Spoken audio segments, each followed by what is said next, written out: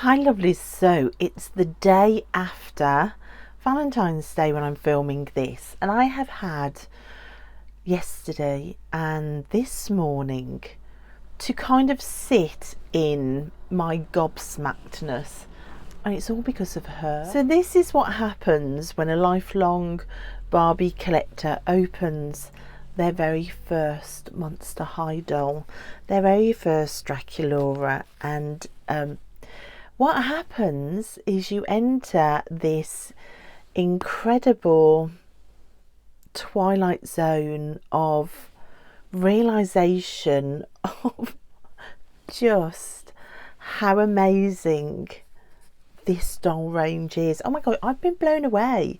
I don't quite know what to say in this video, but I just really wanted to come on and just talk about the kerfuffle that I'm in. Now, I have been a lifelong Barbie collector. I collected her for 20 years in the 80s and the 90s. I loved her as a little girl over Cindy. It was always for me Barbie, Barbie, Barbie. And don't all you Barbie collectors switch off, because I'm not going to diss my girl, because the nostalgia and the love and the fact that I've grown up with this doll, and the fact that she is really doll history, for me anyway. There's no way that I'm abandoning Barbie. She is my girl. She is the doll that brought me into doll collecting, the doll that brought me back to doll collecting. She is a doll that I adore, and she will always, always, always have my heart. So you Barbie collectors watching, especially you Barbie collectors of my age, don't fear. This isn't a video to diss the girl, but having said that, it is a video about opening my heart space. Well, actually not opening my heart space, but having my heart torn open to make space for Monster High, especially this doll. I went to bed last night with her sitting on a pile of tarot decks next to my bed.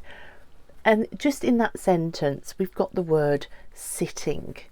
The fact that she's so articulated, I can bend her legs and make her sit. Even in that, that is a revelation. And not only that, but then I can pose her arms, I can move her chest, I can position her to hold an emotion. Mind blown. Plus, I think the size and shape of this Draculaura, the fact she's a bit shorter and she's got like lovely thick thighs and she's like a bit more rounded, she's just so beautiful and satisfying in every aspect. But last night I sat with her, I lay in bed with her, sitting on a pile of tarot decks next to my bed, and I just lay there looking at her, and I thought, I only want Draculaura dolls moving forward. That's all I want to buy. Of course, that's not going to pan out. That won't pan out. Of course it won't. But that thought was very strong in my mind. I have bought some other dolls in February, which I need to share. It has not been a low buy year like I promised myself. It has been an ultra high by February, just because. And now I'm sad that those dolls weren't all Draculaura, because I am obsessed. So why the obsession? Well, she can sit. Sounds really simple, but when you've been buying Barbies for about 30 years of your life, the fact that you can pose her into a sitting position, it's huge. It's world expanding. My world view has doubled now. Also, the clothing, just the pieces. I mean, the backpack is stunning. The quality, the fact that the clothes are all separate pieces and they're all detailed and the prints go all the way round. Just everything about her. The sensory feel of her as well. The plastic doesn't feel cold plastic. Even the plastic that she's made with feels slightly more inviting. It's just quality all over, but the expressions as well. and the posability and all the articulation. I mean, I gasped that I could put a hand on a hip. It's just so beautiful to be able to do that. And of course, I knew that about the dolls. I knew that Barbie, unless you're paying for higher priced Barbies, doesn't come with the articulation, and Monster High does. I knew that. I've watched enough Doll Tube to actually physically know the differences and to mentally know the differences, but to emotionally take that in with a real Monster High doll in my hands, it's a completely different experience. And I am now equally a Monster High collector to a Barbie collector. She's literally come in and torn open a huge space for Monster High now to reign supreme, along with my girl as well, because I won't abandon Barbie for anything. But oh my gosh, I can't tell you how much I love her. It made me giggle because I read back on some of the comments, and my friend Sunshine Dawn in the comments pointed out that this isn't mustard, which I was saying, oh, she's got a pot of mustard. I think I was so blown away by her, I didn't really look properly at these accessories. This isn't mustard. This is, it even says on it SPF 500, and there's a picture of a sun on there. This is sun cream because she can't go out in the sun because she's a vampire. So for all of you giggling that I was saying, oh, she comes with a pot of mustard, I thought mustard on pretzels, that's a bit odd, but there you go. But no, it's not, it's sunscreen. And like these, oh my gosh, I mean the pets, I have to say that the Barbie pets as well, we can do a run for your money with the Barbie pets, but even so, the fact that this comes included in a doll with this much detail and this much articulation, mind blown. So now the main question in my head is this just Draculaura that's going to affect me like this? Is it just this beautiful, curvy, slightly thicker doll that is so wonderful that's going to tear my heart open? Or would any Monster High doll, once I open it, affect me in the same way? Because I've said before that having been an inbox collector all my life and only in the last year starting to unbox dolls feel different in and out of boxes. I had no idea yesterday when she was still in box what was about to hit me, the wave of astoundedness and love that I was going to feel for this little doll. I actually think she's my all-time favourite doll I've ever opened. Wow, I can't believe I'm saying that, but she is. She is, without a shadow of a doubt. She so far is my all-time favourite doll that I've ever opened. Wow. But I've only got one other Monster High doll. I've got the G3 First core doll of Lagoona Blue. I loved her as well. These were the two dolls that I loved the most. If I was to rank the characters for how much they appeal to me, with only ever having opened Draculaura and having no experience of Monster High, I would say Draculaura by far my favourite, followed by Lagoona Blue, followed by Claudine Wolf, followed by Frankie, followed by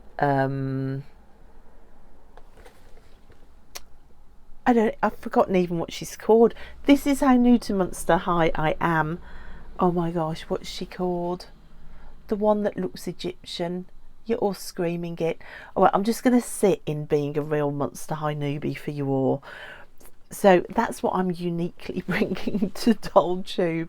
I am just so new to it. So it's a newbie's reactions, really. So the question remains, will Lagoona Blue give me the same reaction as Draculaura? Is it going to be another adore this doll situation? I was not going to open her today, but I can't wait. I just can't wait. I've got to get her out of the box. we shall see. If I love her as much as Draculaura, it might be that I get a Claudine next. I'm definitely wanting to get the core refresh of Draculaura with the hat, with the dark lipstick. She is so beautiful. So she is going to be a doll I'm desperately going to save for next month. But are there other characters going to come in? Is one of these bookcases going to end up Monster High, is what I think I'm asking. I think opening her will be a real measuring test for whether Monster High is going to start taking over the doll room. Who knows? Oh my gosh, look at her. She's so beautiful. Right, so I'm going to turn the camera around. We're going to open my second Monster High doll ever, this time Lagoona Blue. Let's find out if the power spreads away from Draculaura. Okay, so in box, let's have a look at the accessories first before I get completely distracted by how beautiful the doll is. So she's got these lovely aqua blue glasses which kind of match this wonderful effect on her legs, where it almost looks like her legs are made of sea glass, which I love, and that colour is picked up here. You've got this textured water bottle with, I love the fin stopper on it, like real attention to detail. Again, this blows me away. You've got kelp crisps, you've got fish flake, it looks like fish flake milks. I mean, look at the printing on that bottle. You've got a second outfit here. Oh my gosh, you've got Neptuna the fish. That fish pet is gorgeous. Again, you've got a mobile phone that she's holding with this sort of home screen sticker print. You've got a gorgeous bag again. The bags are stunning, but you've also got this bag as well around her. The earrings are incredible. Look at that. So amazing attention to detail on the accessories. So you've also got this lore around the different dolls, which I love, which again is new to me. So you've got a monster type, Splashtastic Sea Monster, her monster must-haves, so her shell phone. Oh, is her phone? Oh yes, look, it's shaped like a shell. Oh my gosh, shell phone and kelp crisps. Absolutely amazing. Right then, let's see if I can remember a little bit more how to open these. Now, if I remember right, the plastic comes off first just by pulling these out.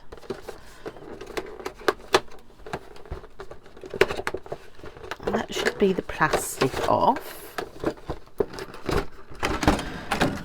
which it is. Oh my gosh, look at her. Oh my gosh, her face is so beautiful. Right, let's get these accessories out. So the bag is a backpack again. It also, look, it opens, you can put things in there. It's really substantial, the bag. There is her water bottle. Oh my gosh, it even opens. You're joking me. The kelp crisps, they are printed both sides. That's insane. So you've got this swim outfit for a second outfit. And then look, there's Neptuna. How beautiful is that? Okay, now let's get to the doll. Yeah, so you can see it is actually a shell phone. You've got the shell detailing on the back of the phone. So I am just taking a moment here to soak her in. After yesterday's, all of these in the back of Draculaura's head, I went and bought some pliers up to make sure that I can pull them out on every unboxing. There you go, that's better. Oh my gosh, guys, She is absolutely stunning. I love the feel of the soft plastic on this. We call them bum bags here in England. I know that over the ocean you call them fanny packs, but we don't. We call them bum bags. So she's got some gorgeous fabrics on her. She's got this sort of skeleton seahorse on her top with all the bubbles, which I love. And that goes round. What is this under here? So let's take the bum bag off. So this, which I thought was just, oh no, it's a hood. So that is a hoodie. So that could go up. Does that actually work? I don't know if that actually does work, but hey ho. Right, let's put her bum bag back on. And she's got these amazing shorts with like fin detail. I like the colours of her. Initially, when I very first looked at G3, she was my very favourite. I suppose it's the blonde and the pink, and having been a Barbie girl all my life, she looked the most like what I'm used to. Like there was that pink dolly sort of feminine aspect to her that I'm used to. But then the more I looked, Draculaura kind of stole that place. I love all the slides. Look at the detailing in the hair and the detailing on the face paint. Oh my gosh, she is really stunning. I adore her legs as well, and just the posability, the articulation. You've got the chest articulation, which I don't think I've ever had a doll with that. Yeah, she's absolutely stunning. I love her shoes as well. So I do love her, but do I love her as much as Draculaura? No, I don't actually. I think it might be a combination of she's so extraordinary, and the shape of her as a doll, she's just so adorable. So yes, I do want to try more characters, but I have a sneaky suspicion that I am going to be buying way more Draculauras than any other doll out there, and more so than even the other characters. Oh gosh, she is stunning though. Look at the print of her face. Isn't that just incredible? Yeah, I am blown away. I think Cleo Denial. Oh my gosh, there it is, guys. It finally came into my head, the name of the doll I was missing. Cleo Denial. Of course it's Cleo Denial. So I think I might end up getting one of each of the characters just to see. But Draculaura it is for me. Oh gosh, she's gorgeous. So you Monster High collectors that have been collecting for years, if there are any of you watching, tell me, do you obsess on just one doll, and is your collection mostly made up of one doll? Or are you buying all the dolls? Or are you just random, whichever doll you love the most in any release range? Or is this normal? Is this normal to completely fall for one of the dolls in the range and to obsess? Now, I know that Cada, she loves Cleo Denial over at Cada. And if you don't know her, I'll link her below. Her channel is just so fabulous. But is that normal? Because for me, yeah, I can see me wanting like 10 of her before I get the others. But I'm not dissing you, darling. You are gorgeous. So this is what happens when a lifelong Barbie collector first meets Monster High. Your mind is blown. You stay awake all night because you can't quite relax your mind enough with shock to sleep, which is what happened to me last night. You wake up obsessing about the next core release doll going out of stock, but you can't afford it this month because you just need to get her, and you wake up obsessing about all the other characters as well. It is quite a thing, it really is. So let me know your thoughts on Monster High. Have you become a Monster High collector as well as a Barbie collector on your doll collecting journey? Tell me all about it. I'd love to know. And thanks guys so much for watching. What a delight it is for me to get to share these dolls with you as well as my Barbie collection. There's going to be a lot more, I just know it. Okay guys, I'll see you next time in the doll room. Bye. Oh my gosh, you are just so gorgeous. Oh, you're so gorgeous.